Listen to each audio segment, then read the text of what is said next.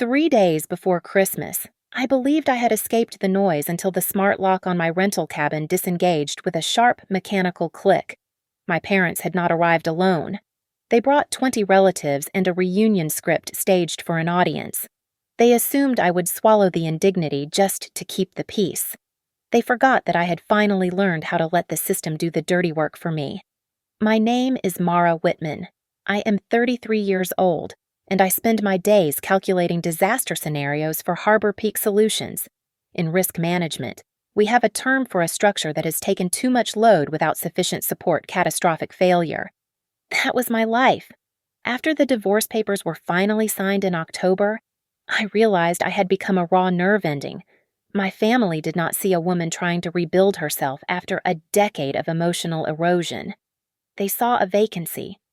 They saw a daughter who suddenly had no husband to cook for, which meant I was available to resume my previous role as the family diplomat and full-time emotional sponge. I refused to accept the assignment. I booked a cabin 10 miles outside of Pine Hollow, Montana. It was small, isolated, and expensive enough to guarantee total privacy. The rental agreement was my shield. I wanted snow. I wanted silence. I specifically did not want the suffocating performative joy of a Whitman Christmas. I established ground rules that were as rigid as the corporate policies I wrote for a living. No guests, no video calls, no guilt trips disguised as reunion dinners. I packed 3 novels, a bottle of bourbon, and 0 festive decorations.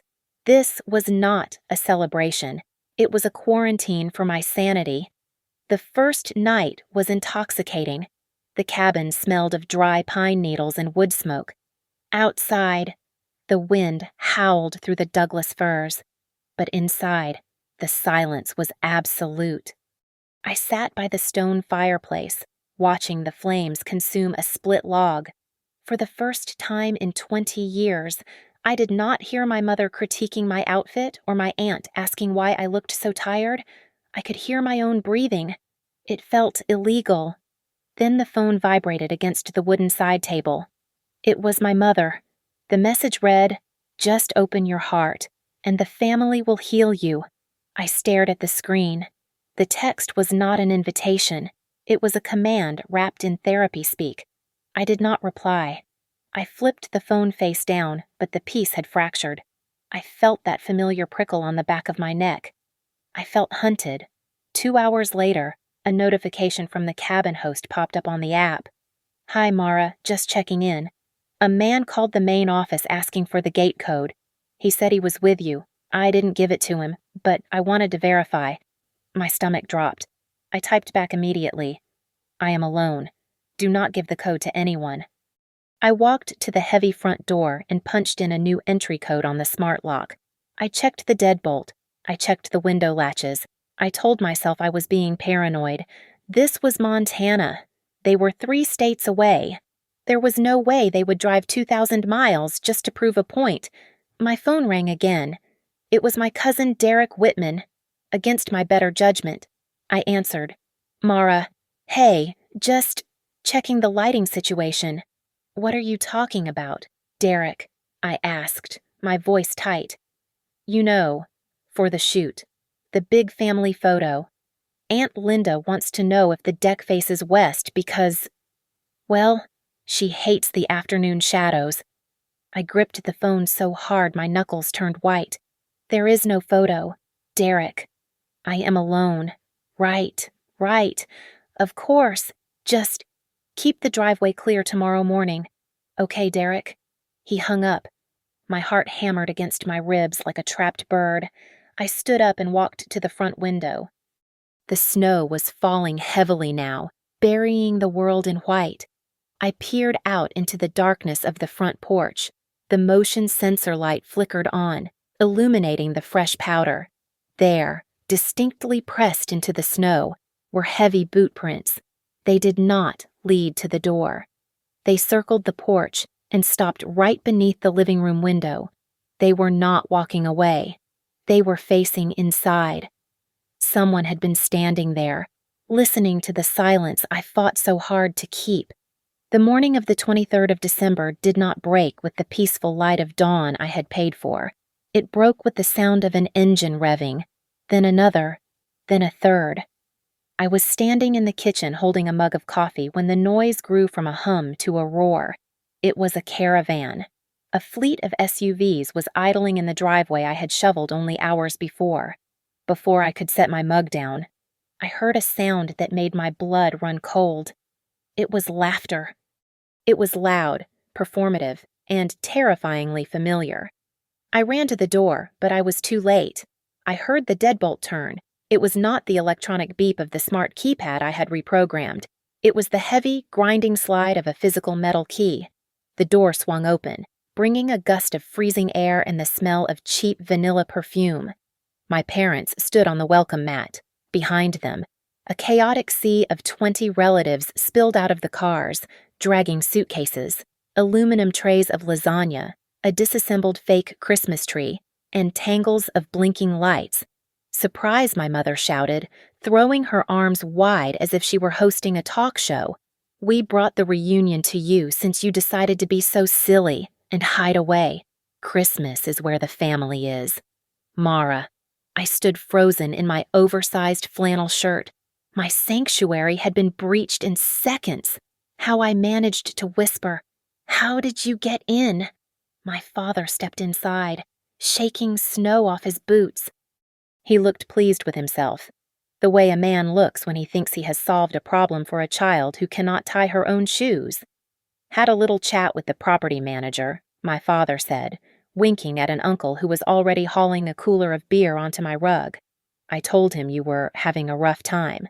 Told him you were under a lot of stress and might be a danger to yourself if left alone. I said we were your designated support system. Nice guy. He gave us the spare emergency key right away. I felt the air leave my lungs. You told him I was unstable." "Oh, lighten up." "Mara," my mother said, pushing past me to inspect the kitchen counters. "We did what we had to do. You clearly need us. Look at this place. It is so empty.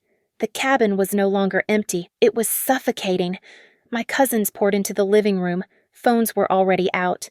2 of my younger nieces were holding their devices up, recording the invasion. Say hi to the live stream. Mara." One of them chirped, shoving a camera lens into my face. "We are live with the runaway bride. Look at her hermit cave." "Stop it," I said, my voice rising. "Turn that off. Get out. All of you." My protests were swatted away like annoying flies. They did not hear a woman setting a boundary. They heard a spoil sport. She always thinks she is special. My Aunt Linda muttered loud enough for the room to hear as she dumped a pile of coats onto my reading chair. Always has to be the center of attention with her little dramas. Just be grateful we drove 12 hours to save you from yourself. I realized then that this was not a reunion. This was a hostile takeover. They had not come to visit me. They had come to colonize my space and overwrite my reality with their own. The front door banged open again. Derek, my cousin, stumbled in last. He was not carrying luggage. He was carrying a professional video camera on a stabilizing rig and a clipboard. "Okay, everyone." Derek yelled over the noise. "We are 15 minutes behind schedule for the arrival toast. I need everyone in the living room for the establishing shot. Mara, go put on something red. You look washed out." He tapped the clipboard, checking off items on a printed timeline. They had scripted the entire day. My isolation was just a prop for their content. I backed away toward the hallway, my hands trembling. I bumped into the dining table, knocking over a stack of books. That was when I saw it. Amidst the food and the decorations, my father had placed a thick brown manila envelope on the table. It was heavy. It had my full legal name printed on the front, and the corner of the flap was slightly open, revealing a document with a blue notary stamp. They had not just brought food, they had brought business. "What is that?" I asked, pointing at the envelope. My mother glanced at it and smiled, a tight, predatory expression that did not reach her eyes. "Just some housekeeping. Sweetie," she said, "since we are all together, we thought we could get the boring stuff out of the way before dinner. It is for your own good." "Really?" I stood with my back against the rough-hewn log wall, watching the invasion unfold. To them, I was not a 33-year-old risk management professional. I was a localized weather event that needed to be contained. For my entire life, my role in the Whitman family had been clearly defined. I was the compliance officer. I was the one who was loved only when I was agreeable. I was the child who apologized for the rain at the picnic. I was the designated peacekeeper who smoothed over the cracks in our family foundation with my own dignity. I had run to this cabin because I could no longer sustain that performance. After my divorce earlier this year, the family had tightened their grip. They did not see my divorce as a tragedy I needed to mourn. They saw it as a deviation from the brand. They used the holiday season to force me back into the mold. They criticized my haircut because it was too severe. They sent me job listings for lower-paying, more feminine careers because they felt my work in corporate risk assessment made me too hard for a man to love. I was a problem to be solved, a variable that refused to balance the equation.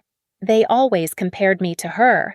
The front door opened again, and Blair Kincaid walked in. My cousin Blair was the gold standard. She was the successful real estate agent with the perfect marriage, the perfect highlights, and the ability to smile without her eyes ever crinkling. While I was the difficult one, Blair was the trophy. She stopped in the center of the living room. She did not look at me. She looked at the cabin itself. She scanned the high beams, the stone fireplace, and the wide windows with a professional, appraising squint. It was the look of someone inspecting an asset, not visiting a relative. She smirked, a small, tight expression that vanished as quickly as it appeared. I remembered the Christmas party last year. I had worn a black dress. My mother had decided it was too mournful.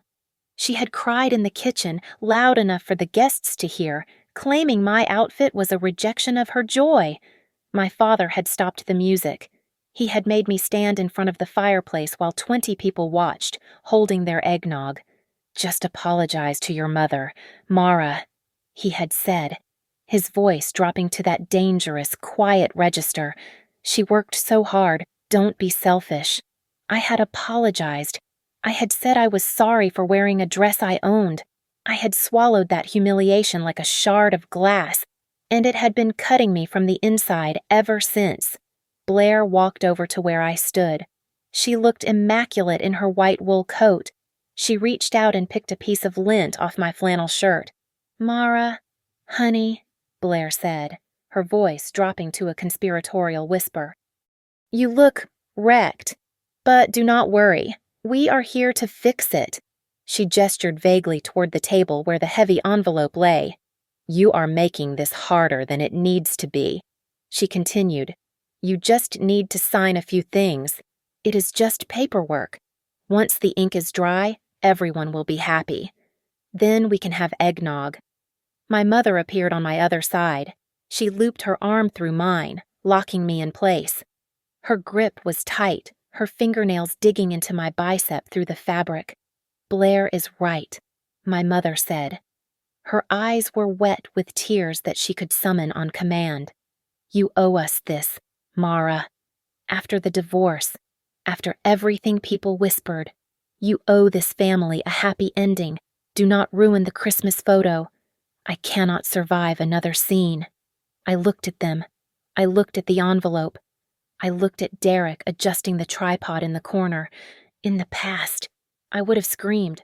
I would have tried to explain logic to people who only spoke in emotional blackmail.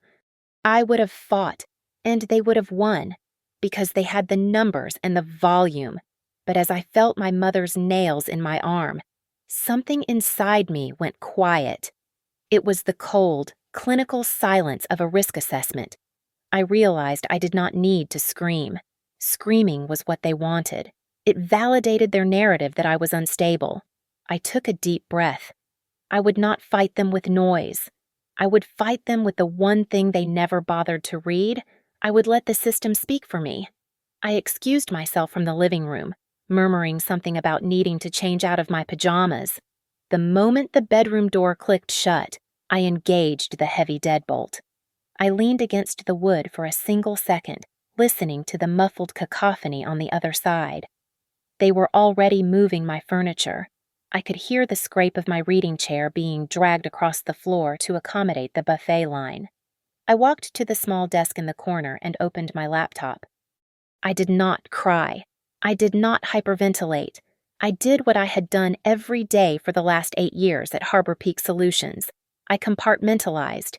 I took the trembling, hurt part of Mara and shoved it into a mental box, locking it away, in its place. I booted up the risk assessment protocols. First, I pulled up the rental agreement I had signed 2 weeks ago. I scrolled to the section on occupancy. It was explicit. Clause 4, Paragraph 2 stated that no unregistered guests were permitted on the property without prior written consent from the owner. Clause 9, Paragraph 1 covered immediate termination of lease due to nuisance or illegal activity. I highlighted both sections. Next, I opened the application for the security camera I had placed on the bookshelf the night I arrived. It was a small, black cube, barely visible between 2 paperbacks, but it had a wide-angle lens and a microphone. I rewound the timeline to 10 minutes ago. The video quality was crisp. I watched the footage of the front door opening. I watched my father step inside, followed by my mother. The audio was crystal clear. Had a little chat with the property manager. Told him you were having a rough time. Told him you were under a lot of stress and might be a danger to yourself. Said we were your designated support system. I saved the clip. I backed it up to the cloud. My father had just admitted on record to making false statements to a third party to gain unauthorized access to a dwelling. In the eyes of the law, he had defrauded the property manager to bypass security. It was not an act of love. It was social engineering. I opened my email client. I drafted a message to the property management company and the cabin owner. The subject line was stark, urgent, unauthorized access and security breach. I wrote at 9 in the morning on December 23rd. Approximately 20 individuals entered the property I have leased. They utilized a key provided by your office without my consent. Attached is video evidence of the individuals admitting they provided false information about my mental health to your staff to obtain this key. I am currently unsafe and require an immediate explanation regarding who authorized this release of keys. I hit send. The paper trail had begun. Then I picked up my phone and texted Tessa Rowe. Tessa was my best friend, but more importantly, she was a shark in civil litigation. I did not send her a paragraph of venting. I sent her 3 words. Trespass Harassment Protective Order. The 3 dots of her typing bubble appeared instantly. Are you safe? She asked. Physically, yes. Emotional hostage situation. They broke in. 20 people. Refusing to leave. Tessa's reply came a minute later. If you call 911, it is a domestic dispute. They might just tell you to work it out if there is no violence. You need to request a civil standby. You tell the dispatcher you need an officer present to preserve the peace while you remove unauthorized individuals from your residence. It makes it procedural, not emotional. Do you want me to call the county clerk? I stared at the screen. Civil standby. It was the perfect bureaucratic weapon. It removed the he said, she said drama and replaced it with a badge and a logbook. Not yet. I typed back. They brought a contract. They want me to sign something. I need to know what the fraud is before I flush them out. Be careful, Mara. Tessa wrote, do not sign anything. Do not agree to anything verbally. Record everything. I closed the laptop. I checked my reflection in the mirror. My face was pale, but my eyes were hard. I was not going to run them off just yet. I was going to go back out there, drink their eggnog, and let them hang themselves with their own paperwork. I unlocked the bedroom door and stepped back into the war zone. I walked back into the living room with a mug of tea in my hand. I had perfected a look of mild, non-threatening confusion. It was the expression of a woman who was tired but willing to listen. I sat down on the arm of the sofa, careful not to disturb the pile of coats my aunt had constructed. So, I said, my voice light and airy, as if I were asking for a cookie recipe. What is in the big envelope? You guys made it sound so serious. Blair was there in a second. She picked up the manila envelope and tapped it against her palm. She looked like a shark that had just smelled a drop of blood in the water. "It is not serious, Mara. It is exciting," Blair said, flashing her teeth. "We have been talking about this for months. We found a property, a lake house, a legacy property for the whole family to share. We call it the Whitman Estate." My mother nodded enthusiastically from the kitchen, where she was already rearranging my cupboards. "We are not getting any younger." "Mara," my mother called out, her voice thick with that weaponized fragility she used so well. "Your father and I. We just want to see you settled. We want to see you building something real. We want to know that when we are gone, you girls have a place to come together." It sounded beautiful. It sounded like a Hallmark movie script. But I was a risk manager, and I knew that when people used emotional language to describe a transaction, they were usually hiding a liability. "That sounds lovely," I said. "But why do you need me? I just went through a divorce. I am not exactly flush with cash right now." "Oh, we do not need your money." "Silly," Blair said, laughing dismissively. "We just need your name." She slid the papers out of the envelope and placed them on the coffee table. I leaned forward. It was a loan application for a property listed at $1.2 million. I scanned the lines. My father was listed as the primary borrower. Blair was the secondary, and there, on the line for the guarantor, was my name. "You see," my father said, stepping up behind me and placing a heavy hand on my shoulder. "Blair has her capital tied up in her business, and since I retired, my income looks a little light on paper. But you, Mara, you have that steady corporate salary. You have that pristine credit score now that you are single again. You are the anchor." I felt a cold knot tighten in my stomach. They did not want me. They wanted my credit rating.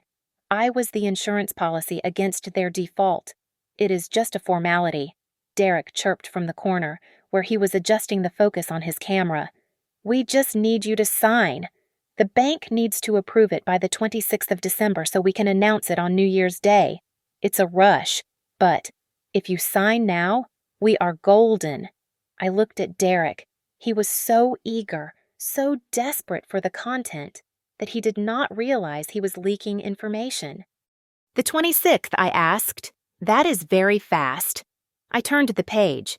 My eyes caught a clause near the bottom of paragraph 4. It was an occupancy affidavit.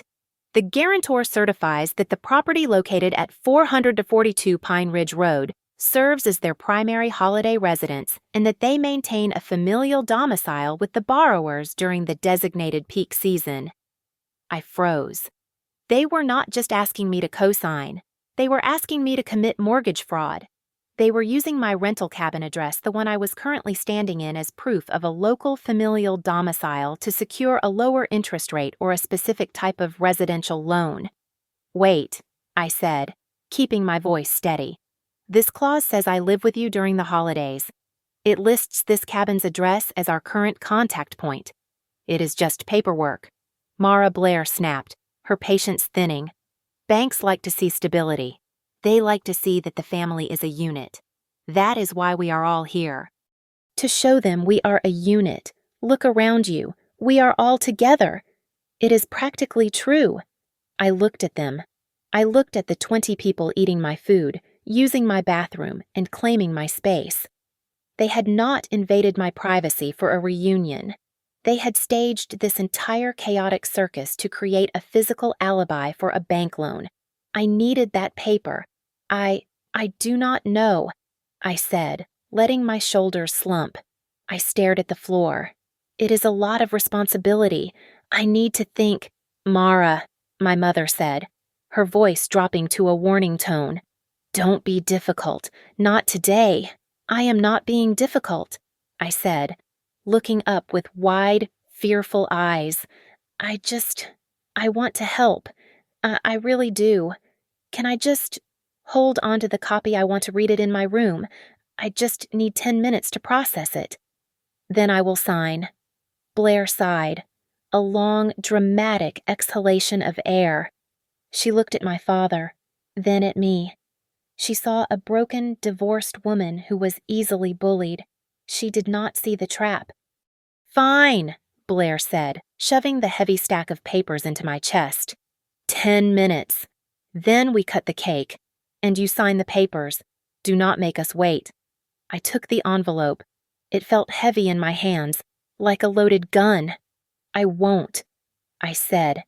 I turned and walked back toward the hallway. I had them. They had just handed me the evidence of their intent to defraud a financial institution, and they had done it while live streaming their location to the world. I was not just a daughter to them anymore. I was a financial host organism, and I was about to become toxic. I locked the bedroom door and immediately engaged the privacy lock on my phone. The emotional weight of the situation evaporated, replaced by the cold, hard hum of procedural necessity. I was no longer a daughter being bullied. I was an investigator building a case file. I laid the loan documents on the bedspread and photographed every page, ensuring the text was legible. I sent the batch to Tessa with a caption that was more of a legal query than a friendly update. Coercion plus misrepresentation plus possible bank fraud. Please advise. While I waited for her reply, I typed the name of the brokerage firm listed on the header into my search bar. Peakline Mortgage Services. The website was a generic template with stock photos of smiling families and handshake emojis. There was no physical address listed, only a post office box in a strip mall 3 towns over. It smelled like a favor. I suspected this was a friend of Blair's, someone willing to overlook the fact that the primary resident of the property had never set foot in the state. I needed to confirm the liability structure, but I could not go back out there and ask directly without raising suspicion. I sent a text to Derek, who I knew was currently glued to his phone in the living room. "Hey, just reading the fine print. Quick question for the camera. If Dad retires fully next year and misses a monthly payment, the bank pulls from the guarantor automatically. Right, just want to be clear on the flow." His reply came back within 30 seconds. "Yeah, obviously. That is why we need your income history. Dad has the asset. You have the cash flow. It is a team effort. Don't overthink it." I took a screenshot of the exchange. He had just confirmed in writing that they knew my father could not service the debt alone, and that the plan relied entirely on my financial exposure. Next, I opened my email app. I found the contact form for the cabin management company and hit reply to their earlier notification. My fingers flew across the virtual keyboard. "I am currently in a hostile situation with unauthorized entrance. I need you to state, in writing, exactly what was said to your staff to procure the key. This is a matter of legal liability for your company." Then I switched to the phone dialer. I did not call 911, I called the county sheriff's non-emergency line. When the dispatcher answered, I kept my voice flat and professional. "My name is Mara Whitman. I am the legal tenant of the property at 442 Pine Ridge Road. I have approximately 20 individuals on the premises who are refusing to leave. I am not currently in immediate physical danger, but I require a civil standby to ensure their removal is conducted peacefully. I would like to request an officer for 4 o'clock this afternoon." The dispatcher paused. "Ma'am, are you sure you don't want to report a break-in?" "I am sure." I said, "If I report a break-in now, it becomes a domestic disturbance. I want a civil standby to oversee the enforcement of a trespass notice. I have the documentation ready." "Copy that," the dispatcher said. "We will have a deputy out there at 4. My phone pinged with an email notification. It was the cabin manager. The tone of the message was frantic. "Ms. Whitman, I am so sorry. The night shift employee noted that a Mr. Whitman identified himself as your father. He claimed there was a medical emergency involving your mental health. He stated you were out of control and that he was your designated legal guardian. He showed a family photo as proof of identity. We are launching an internal review immediately." I stared at the screen. They had not just lied about a surprise party. They had defamed me. They had told a stranger I was mentally incompetent to bypass a security lock. That was the golden ticket. I forwarded the email to my personal cloud storage and printed a copy to PDF. I checked the time. It was 3:30. I had 30 minutes before the law arrived. I needed one last piece of evidence to tie it all together. I needed undeniable proof of their presence, their numbers, and their comfort level in my home. I unlocked the bedroom door and stepped out. The noise hit me instantly: music, laughter, the clinking of bottles. I forced a smile onto my face, the kind of submissive, defeated smile they expected to see. "Okay," I said, raising my voice just enough to be heard over the music. "I read it over.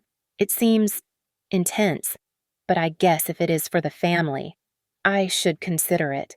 Blair clapped her hands together. "I knew you would come around. See, it is not that scary. But before we sign," I said, gesturing toward the front door where the sun was beginning to dip below the tree line. "The light is really beautiful right now. Derek mentioned a group photo. Maybe we should do that first, out on the porch, just to commemorate the reunion." My mother beamed. "Oh, Mara! That is a wonderful idea. Everyone jackets on Mara wants a picture." I watched them scramble. They were so eager to document their victory that they did not realize they were about to provide the police with a time-stamped census of every single person trespassing on my property. The dinner was not a meal. It was a shareholder meeting for a corporation that traded in guilt. My dining table, usually a sanctuary for my morning coffee and a single book, had been extended with a folding card table to accommodate the board of directors. The air smelled of roasted turkey and ambition. They were not discussing family recipes or catching up on life. They were carving up the calendar for the hypothetical lake house I was expected to finance. "I need the first week of July," my Uncle Jerry declared, stabbing a fork into a potato as if claiming territory. "The boat traffic is better for the grandkids." "No, July is premium content season," Blair corrected him, scrolling through her phone. "We need the house empty for staging photos in July. You can have the second week of August." I sat at the end of the table, picking at a piece of bread. I was present, yet I was a ghost. They were dividing up the spoils of a war they had not yet won. My mother appeared behind me. She was holding a bright red synthetic wool sweater with a reindeer appliqued on the chest. It was identical to the ones everyone else was wearing. "Put this on." "Mara," she whispered, her voice tight with the stress of stage management. "We are doing the table toast in 5 minutes. You are the only one not in uniform. It looks messy. I am not wearing that." "Mom," I said quietly. She dug her fingers into my shoulder. "Do not embarrass me. Just put it on. We need visual unity for the Facebook album." I pulled the itchy fabric over my head. I felt like a prisoner putting on an orange jumpsuit. I looked across the table at Blair. She was watching me with a look of supreme satisfaction. She raised her wine glass. "You know, Mara," Blair said, her voice carrying easily over the chatter. "You should be grateful. Not everyone gets to be in a family like this. Most divorced women your age are alone on Christmas. But we are here. We are giving you a purpose. You have to be worthy of that." The room went quiet. The insult hung in the air, dressed up as advice. "Just sign the papers." "Mara," Derek said, his voice rising with agitation. "Why do you have to make everything a production? You sign, you get a house key, we get the loan. You are still you. Just stop making it hard for everyone." I placed my fork down. The metal clinked against the ceramic plate. I looked at Derek, then at Blair, then at my parents. "I am not signing a $1.2 million liability document," I said, my voice steady and cold, "while I am being held hostage in my own rental property by 20 people who broke in." The silence that followed was absolute. Forks froze halfway to mouths. My father's face turned a mottled shade of purple. My mother let out a sob. It was a sharp, practiced sound that shattered the tension. "Hostage," she wailed, clutching her chest. "We are your family. After everything we have done, after the piano lessons, after I nursed you through chickenpox, after I held your hand when that man left you, you call us criminals. You are so ungrateful. Mara, you have always been so cold." The relatives murmured in agreement. Heads shook. I was the villain again, the ungrateful daughter rejecting the sacrificial mother. Then, from the far end of the table, my great-aunt Colleen spoke up. She was 3 glasses of Chardonnay deep and had lost her filter somewhere around the salad course. "Oh, leave the girl alone. Sharon," Colleen slurred, waving a breadstick. "Blair said it didn't matter if she fussed. Blair said if Mara didn't sign, there was a way to force it. Something about the power of attorney clause in the grandfather's trust? Or was it the competency thing?" The room seemed to drop 10 degrees. Blair's head snapped toward Colleen so fast I thought her neck would crack. "Aunt Colleen, you are drunk," Blair hissed. I did not look at Blair. I looked at Colleen. My heart was hammering, not with fear, but with the adrenaline of a prosecutor who had just been handed the smoking gun. I reached for the pitcher of water, subtly turning my body so the button camera on my blouse was facing directly at the old woman. "What did you say?" "Aunt Colleen," I asked, my voice gentle, inviting. "What did Blair say about forcing me?" She said. Colleen blinked, confused by the sudden attention. "She said you were fragile.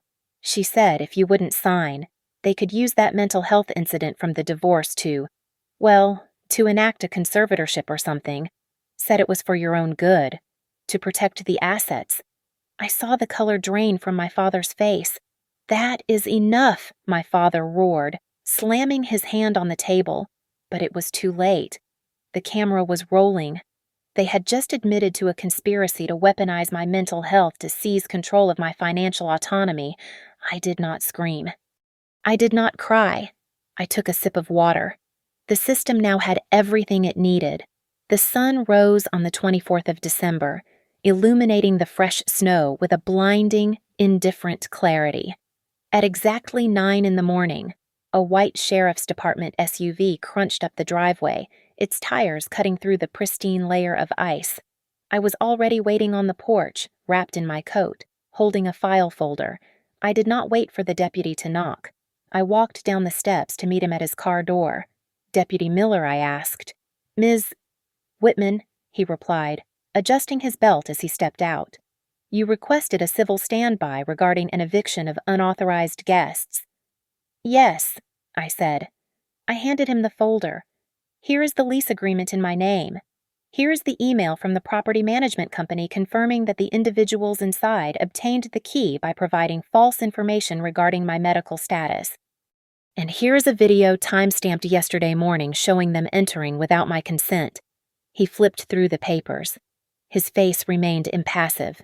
This was just paperwork to him, but to me, it was armor. "Okay," he said. "Let's go talk to them." We walked to the front door. I punched in the code. As the door swung open, the smell of bacon and coffee wafted out. My mother was in the middle of setting the table. When she saw the uniform, she dropped a fork. It clattered loudly against the ceramic tile. "Is there a problem?" Officer, my father asked, standing up from the table and wiping his mouth with a napkin. He put on his best neighborhood watch smile. "We are just having a family Christmas breakfast." "Sir, I need to see your identification," Deputy Miller said, his voice flat. "Ms. Whitman here is the sole leaseholder of this property. She has informed us that you are no longer welcome on the premises. That makes you unauthorized guests." "This is ridiculous," my mother sputtered, walking forward with her hands clasped. "She is our daughter. We are here to celebrate. She is just having an episode. She gets very emotional. I have a statement here from the landlord." The deputy interrupted, looking down at his clipboard. "That says you claimed she was a danger to herself to gain access. Ms. Whitman appears perfectly lucid to me. Unless you can produce a court order granting you guardianship, you have no legal standing to be here." The room went silent. The performance was failing. The script they had used for 30 years did not work on a man with a badge. I stepped forward from behind the deputy. I looked at my father. I looked at the 20 relatives who were frozen in various states of shock. "You have two choices," I said. "You can pack your bags and leave right now, quietly. Or the deputy can issue citations for criminal trespass to every single person in this room. That goes on your permanent record." "It shows up on background checks." Blair stood up. Her face was flushed, her composure cracking under the pressure of real consequences. "You little bitch!" she hissed, stepping toward me. "You think you are so smart. You think you can humiliate us. I know the VP of Human Resources at Harbor Peak. I will make sure you never work in this industry again. I will destroy your reputation until you are begging for—" Ma'am Deputy Miller stepped between us, his hand resting instinctively near his belt. "Step back." "Did you just threaten the complainant's livelihood as a means of intimidation?" Blair stopped. She realized too late that she had just confessed to harassment in front of a law enforcement officer. My phone vibrated in my pocket. I pulled it out. It was a text from Tessa. "Heads up." I reviewed the loan docs. "If they submitted this application saying you agreed to be a guarantor before you actually signed, that is bank fraud. Misrepresentation of collateral." I looked up at Derek. He was holding his phone, looking terrified. "Derek," I said softly. "Did you email the broker yesterday? Did you tell him everything was good to go? I just wanted to speed it up," Derek stammered, his eyes darting to the police officer. "I sent a confirmation email saying the guarantor was on board so he could start the filing process. I thought you were going to sign. Show the officer the email." "Derek," I said. What, he squeaked. "If you sent that email—" I said, looking him dead in the eye, "You just admitted to federal wire fraud. You claimed I had agreed to a financial liability when I had not. Show the officer the phone, or we can subpoena the broker." Derek went pale. He slumped back onto the sofa, the phone slipping from his fingers. The fight went out of them. It happened all at once, like a balloon losing air. My father looked at the deputy, then at me, and finally nodded. "Pack up," he muttered. For the next hour, I stood by the fireplace and watched. It was a reverse invasion. The red sweater was shoved into a duffel bag. The aluminum trays of lasagna were covered with foil and carried out to the cars. The fake tree was dismantled, its plastic branches shoved back into a cardboard coffin. It was not a family leaving a holiday. It was an eviction. Every box they carried out looked less like Christmas cheer and more like evidence of a crime scene being cleared. I did not help them carry a single thing. I just stood there, breathing in the cold air from the open door, watching the system scour my life clean. The convoy of SUVs disappeared down the mountain road, leaving behind a silence that felt heavier than the snow. But while the physical invasion had ended, the digital siege began almost immediately. My phone started buzzing against the kitchen counter. It was a relentless vibration. I picked it up and saw the notifications flooding my social media feeds. My mother had posted a photo. It was a blurry shot of me standing on the porch. My face twisted in the middle of a sentence, looking aggressive and deranged. She had cropped out the police officer standing next to me. The caption read, "Heartbroken. Our own daughter threw us out into the cold on Christmas Eve. We just wanted to love her. Pray for Mara." I watched the comments roll in. Relatives and family friends were piling on, calling me selfish, cold, and unstable. I did not comment. I did not post a defense. I did not engage in the toxic public forum where they held court. I opened my laptop and composed a single email addressed to the entire family group list. I typed 2 sentences. "All future communication regarding this matter will be handled through my attorney, Tessa Rowe. Do not attempt to contact me or approach my residence again." I hit send, then I blocked them all on every platform. A moment later, a new email arrived from the property management company. It was a formal letter of apology attached as a digital document. The owner admitted full liability for the unauthorized key release. They offered a full refund of my 2-week stay and, more importantly, stated they would provide a notarized statement regarding my parents' deception if required by law. It was not just an apology. It was admissible evidence. Then came the attack I had anticipated. My phone rang. It was the internal line for the Human Resources Department at Harbor Peak Solutions. Mara, the HR director, said, "We just received a disturbing call from a woman named Blair Kincaid. She claimed to be a concerned relative. She stated you were suffering from a psychotic break and were a danger to the firm's data security. She suggested we suspend your access immediately." I leaned back in my chair, feeling the cool leather against my spine. I had sent an urgent memo to HR the moment the police arrived earlier that morning, warning them of potential retaliatory contact from my family. I had framed it as a security risk involving disgruntled individuals. I assumed as much. I said, my voice calm, "Is the call recorded?" "It is," the director confirmed, "and per your prior warning, we have classified this as external workplace harassment. We are blocking her number and adding her name to the building security watch list. We are opening a file to protect your employment status. We are here to support you." Mara, Blair had tried to destroy my career. Instead, she had just handed me a corporate witness for a harassment suit. Her plan had backfired with catastrophic precision. The sun began to set, casting long blue shadows across the snow. My phone buzzed one more time. It was a text from Derek. It was not a demand. It was a confession. "I am sorry. Mara," he wrote. "I didn't want to be involved. I have to tell you, Mom already set up the electric and water accounts for the new lake house. She used your name. She said it was fine because you were going to sign anyway. I think she used your social security number from the old tax returns." My blood ran cold. I immediately logged into my credit monitoring service. My fingers flew across the keyboard. There it was. A hard inquiry from the regional utility company dated 2 days ago. They had not just tried to coerce me into a loan. They had impersonated me to establish service contracts. I clicked the button to freeze my credit across all 3 bureaus. Then I opened the tab for the Federal Trade Commission to file an identity theft affidavit. I stared at the screen as the progress bar loaded. I realized then that I was no longer sad. I was no longer grieving the loss of a Christmas I never had. This was no longer a family drama. This was a chain of felonies.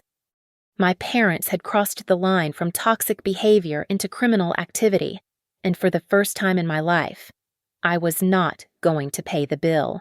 I was going to let the system collect. On the 26th of December, the post-holiday lull was shattered not by a phone call, but by a notification from the bank.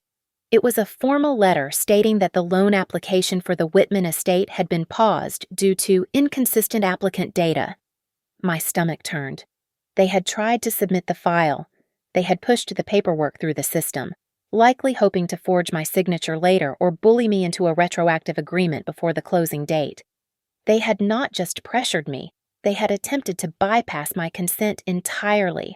I called Tessa immediately.